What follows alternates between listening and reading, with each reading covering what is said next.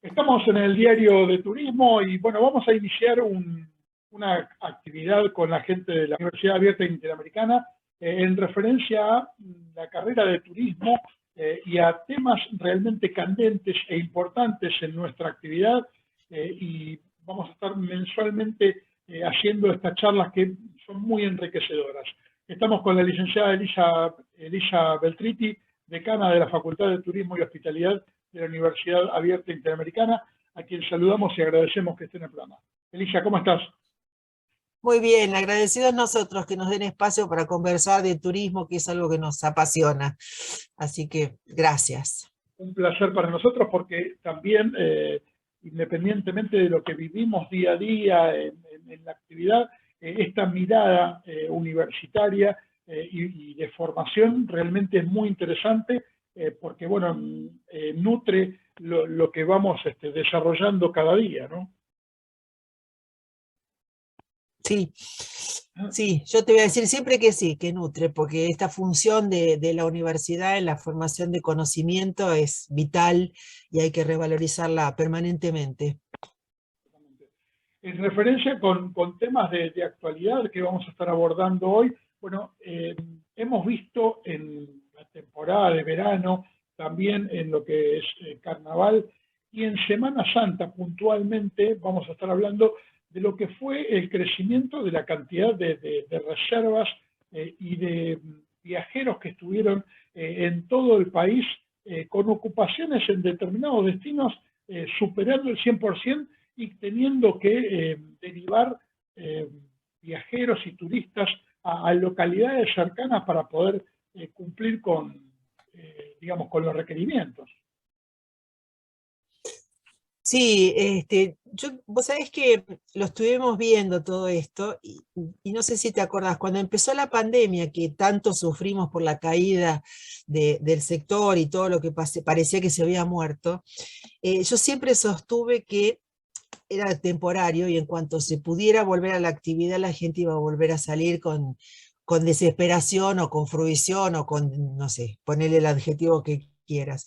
¿Por qué es esto? Porque en realidad, si vamos a la esencia de cómo entendemos el turismo, la necesidad de salir de lo cotidiano y encima después de los 2 años de pandemia, iba a producir este efecto, que en donde hubiera una claridad en que no era tan peligroso y se abrían los destinos, la gente iba a salir en lo que pudiera, cada uno en lo que pudiera, en la distancia que pudiera cubrir con los recursos que tenía, con el tiempo que tenía, y esto era obvio que iba a suceder.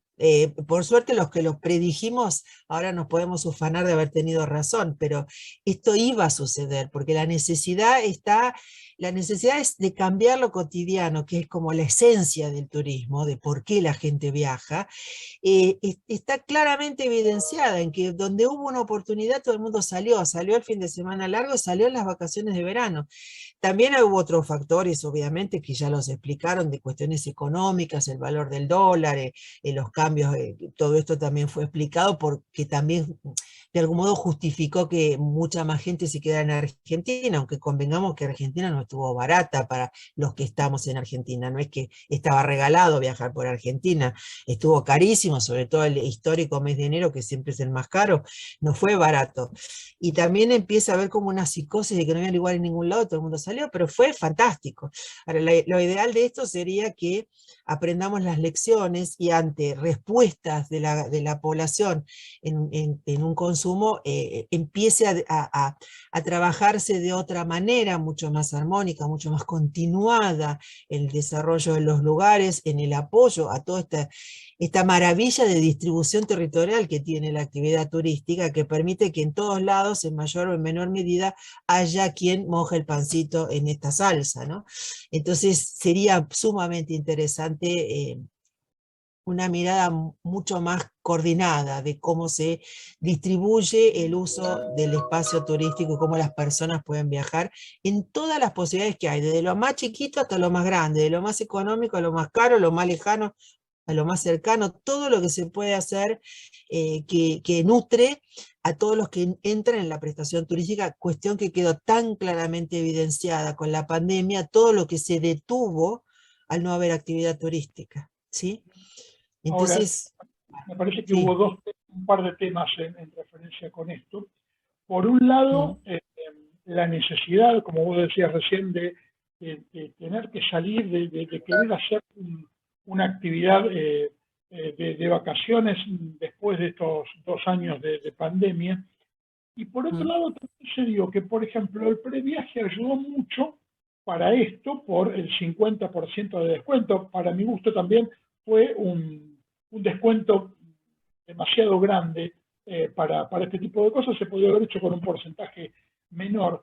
Pero por otro lado, terminó generando que al haber poca disponibilidad, por ejemplo, hotelera, se terminaron disparando los precios y en algunos casos en el argentinismo que a veces tenemos bueno, si hace con previaje es tal tarifa, se sube el valor o si me vas a pagar con previaje, te tengo que aumentar un porcentaje.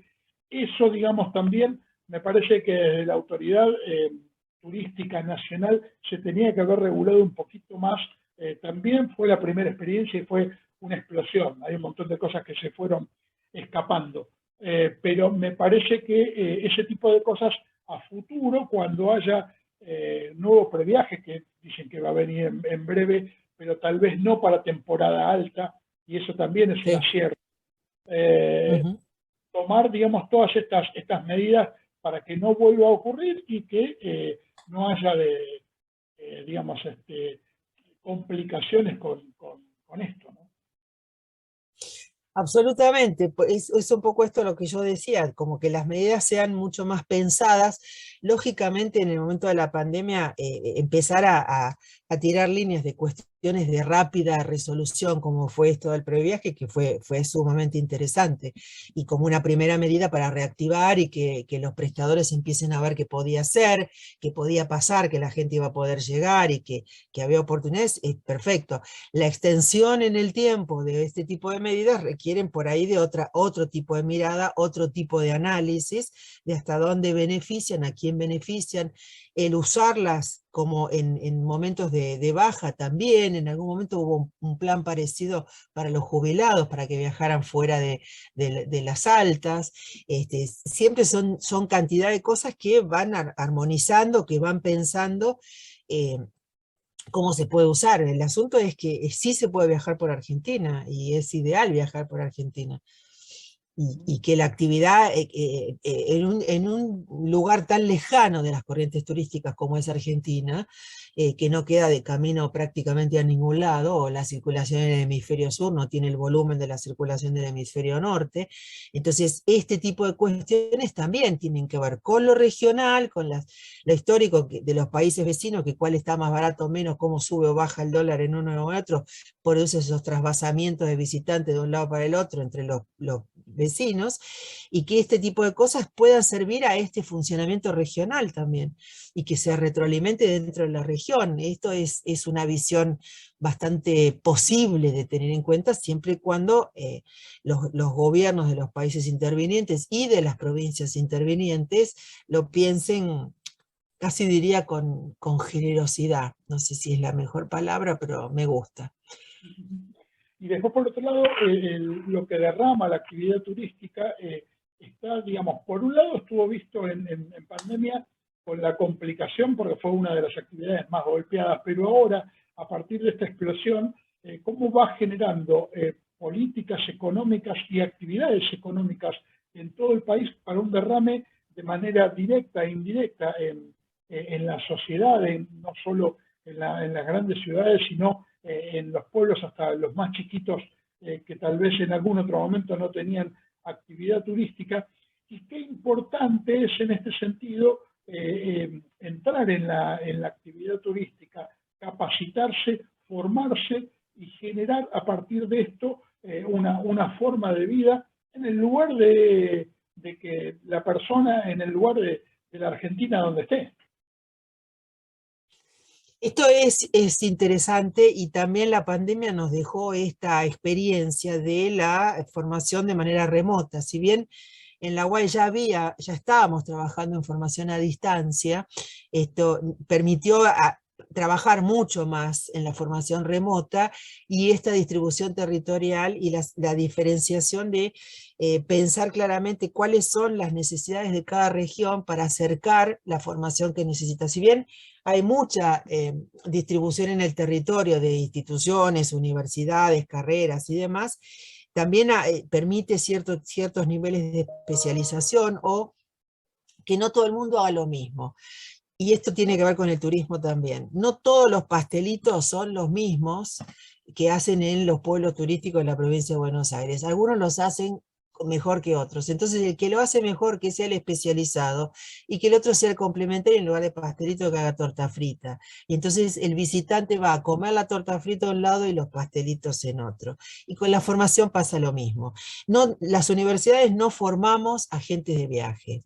En algunos casos formamos gente con mucha experiencia en servicios, pero también formamos gente que pueda pensar en cómo distribuir el pastelito y la torta frita y tener mayor permanencia del visitante en la zona o en la región o en la provincia.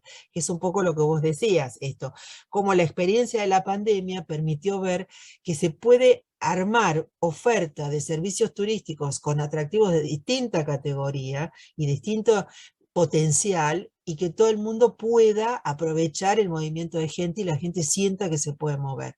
Los problemas que quedaron claros con la pandemia tienen que ver con la dificultad que ya se veía antes de la pandemia de la aglomeración, de las grandes concentraciones de visitantes que degradan los destinos. Esto sí lleva a que se piense en otro formato. Por eso por ahí programas como estos, sí, lo de los jubilados o al 50% demás van hacia los momentos de baja, también sirven para descongestionar los momentos de alta y dotar a los destinos de movimiento de gente, o sea, de movimiento económico fuera de los periodos de alta, que son los que hacen que el destino se dañe, la calidad se dañe, la satisfacción del visitante se dañe, ¿sí? Son todas cosas que se pueden pensar. Nosotros en la universidad trabajamos con los estudiantes para enseñarles a pensar cómo resolver problemas, no solamente cómo vender servicios. Otro de los temas que nos trajo la pandemia y la posterior activación de la actividad turística fue el cambio de perfil del viajero. Ha cambiado absolutamente a lo que teníamos conocido hasta el 2019, en referencia a, por ejemplo, la cantidad de días que se toma, por ejemplo, el tema del home office en cualquier otro lugar, donde puede complementar la actividad laboral con el disfrute.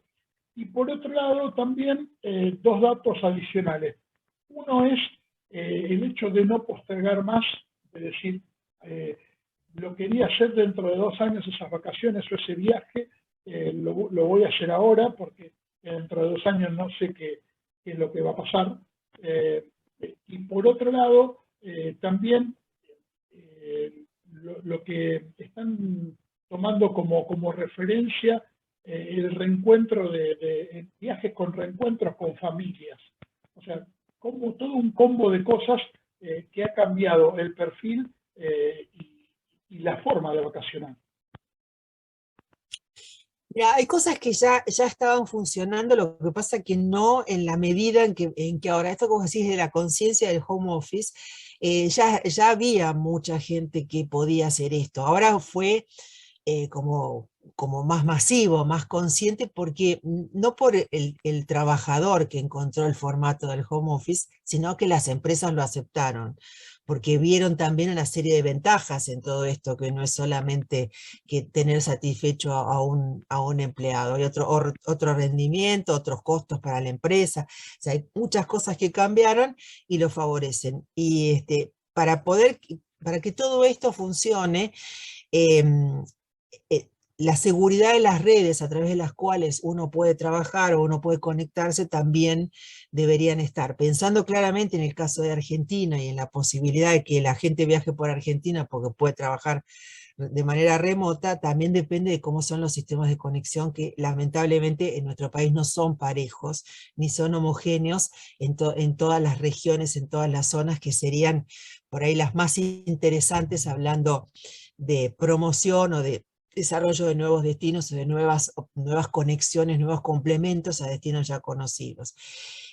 También, por eso vuelvo a lo que hablábamos al principio, como el pensamiento no puede ser puntual, sino que tiene que ser global, de pensar en todo, si hay previajes, si hay descongestión, si hay nuevos destinos, si hay nuevas ofertas, todo esto va, una cosa va de la mano de otra y vuelve a demostrar por qué el turismo se comporta de manera sistémica. Y no se puede atacar una sola cosa, sino que hay que entender este funcionamiento sistémico y que sí o sí, si tira de un lado se cae el otro y hay que buscar la complementación o el funcionamiento adecuado del sistema, en normativas, en prestadores, en capacitación, en comunicación, todo lo que funciona para que el turismo quedó clarísimo con la pandemia.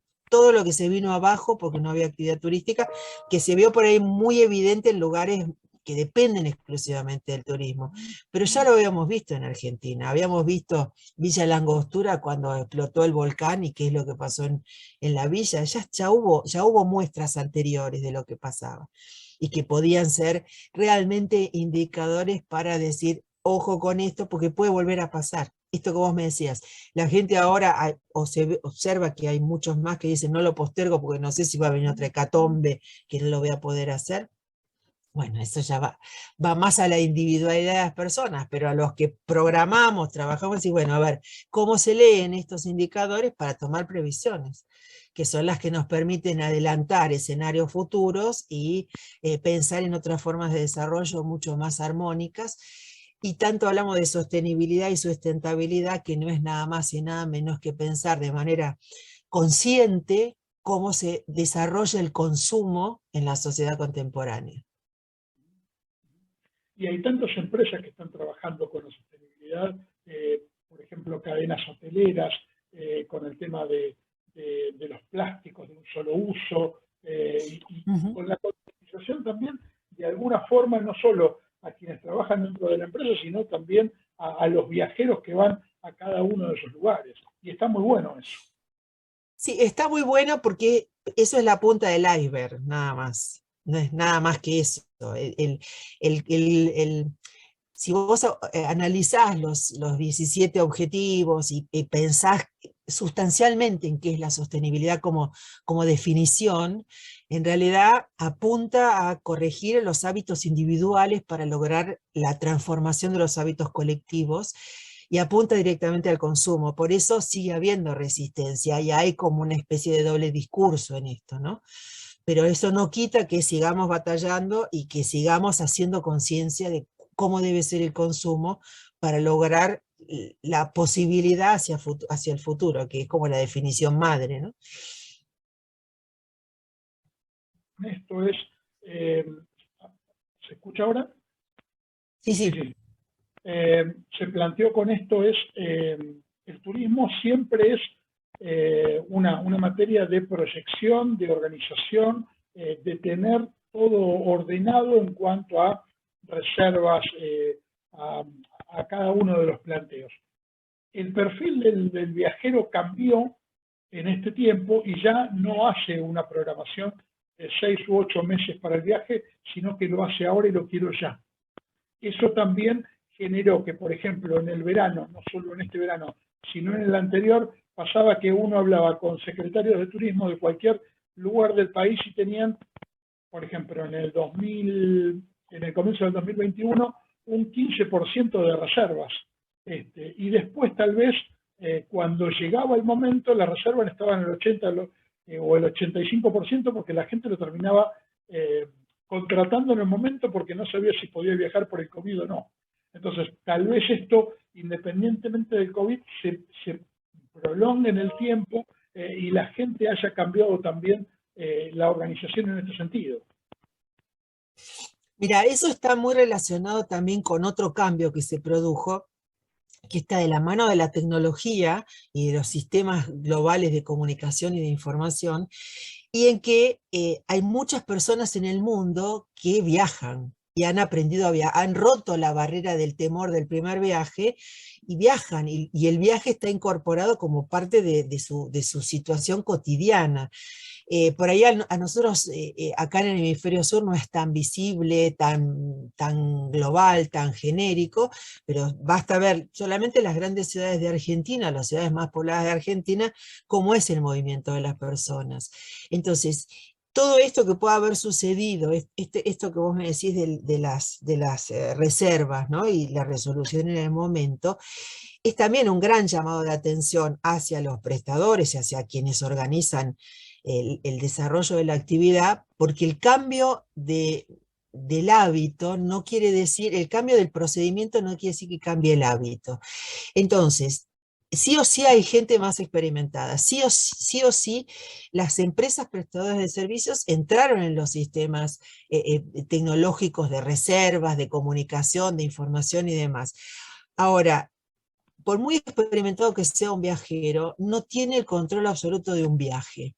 Entonces, otra vez algo que ya se discutió un montón, la revalorización de la función del agente de viaje como aglutinador hacia el viajero de la certeza o la mayor certeza de lo que le va a pasar en la información, requiere una alta especialización del agente de viaje para contener esa demanda y darle ese servicio renovado que no es lo que el viajero puede hacer de manera directa. Y esto también apuntaría a mejorar esa relación con el prestador, que sepa que la reserva está en algún lado y está atendida, controlada, ayudada, desde un lado mucho más certero que el tipo que dice, a ver a dónde vamos, y agarra el teléfono y empieza a ver qué hay, voy a este sistema de reserva de hoteles, voy al otro y junto, y después el resultado del viaje no siempre es satisfactorio. Y hay otra cosa más, que es la incertidumbre. Todo viaje es una incertidumbre hasta que termina y uno vuelve seguro a casa y satisfecho que vio todo lo que pudo ver. Esto no va a cambiar porque es así, porque como es algo que se va desarrollando en el momento que va sucediendo, hay una serie de imponderables. Pero si uno pudiera medir el nivel de ansiedad que tiene el que va con el celular y que tenga conexión, que tenga todo, hasta que llega al aeropuerto o a la terminal de transporte, que lo que tiene de reserva efectivamente suceda y tiene el asiento que reservó, la comida que reservó, que llega al hotel y está con el celular buscando con el GPS cómo llega, porque entonces no paga el traslado, y entonces va buscando y va por la calle y tal, depende del lugar, la seguridad de poder andar con el celular en la mano siguiendo el GPS.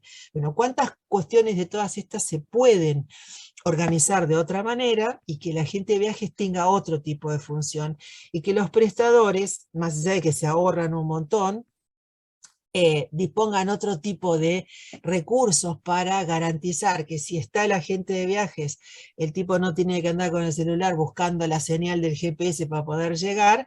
Por ahí habría que pensarlo de otra manera, y la experiencia de la pandemia y los viajeros ya experimentados que estaban pre-pandemia, que no son de ahora, solamente mejoren la calidad de las prestaciones y el uso de la tecnología como una herramienta fabulosa para la organización de los viajes. Elisa, bueno, me encantan estas charlas que vamos realizando. Bueno, vamos a estar haciéndolas todos los meses y, bueno, poder tratar temas de la actividad turística por fuera, digamos, de la actividad diaria y que podamos reflexionar sobre esto. La verdad que es muy, pero muy interesante y es un placer tenerte en el programa. Bueno, yo te agradezco muchísimo el espacio. Te repito, para mí hablar de turismo siempre es un placer con quien sea, y agradezco también la deferencia hacia la universidad para que podamos acompañarte en estos programas y nos den este espacio para hablar de turismo y de la formación en turismo, de hotelería, y gastronomía y los guías, todo esto que tenemos adentro. Te agradezco mucho, Francisco. Muchísimas gracias. Gracias, buen día.